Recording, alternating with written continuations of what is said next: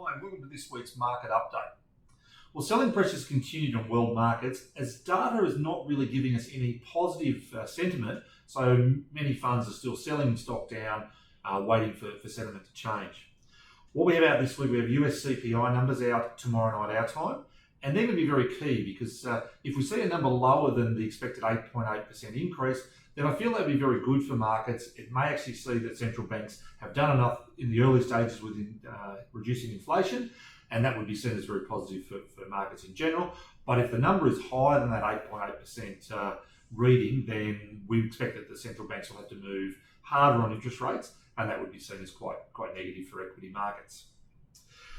This week we also have US banks reporting. So starting on Wednesday night our time, we'll see the likes of Citibank, JP Morgan, Wells Fargo, amongst a host of others, report numbers into the end of the week. So there'll be some pretty key readings just to see how the banking sector of the US is tracking.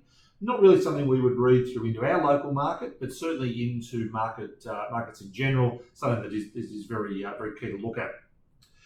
Our local reporting season doesn't really start up until August, and because this year we haven't had many companies release guidance notes, most companies have sort of said they really didn't feel comfortable giving out guidance on their earnings. We haven't had many companies come out with warnings that they may miss their guidance. So the reporting season could be a little bit mixed as we really are unsure how companies are going with their results. And so expect a fair bit of volatility through that August period as results start to come out. For China right now, we're still seeing a real battle with COVID. They still are going into lockdowns, and the spread of COVID does seem to still be quite high, which is a concern because it is starting to slow any improvement to the Chinese economy that we were looking for. But one positive is the Chinese government is actually being very accommodative with its money flow. So they're looking certainly to support their economy. So once we see COVID get under control in China, I'd expect we will see quite a jump in demand for resource stocks and resources in general. So taking that sort of data into account, we've been looking through the market to see what stocks we feel represent good value and have an opportunity to bounce or to fall over the next period.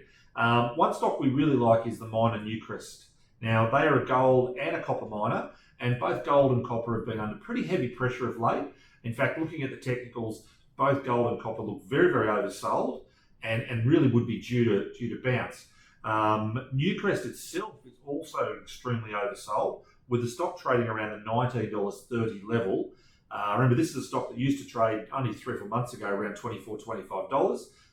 Earnings are still looking solid. We're not really seeing any risk to its earnings. It's just there's been weakness in the copper price and weakness in gold. Obviously, that will translate through to a small impact on earnings, but when you consider that the weakness in our currency, that will certainly offset any of the gold and copper pricing because both are priced in US dollars. So for the Australian miner, that obviously will negate some of the weakness we've seen.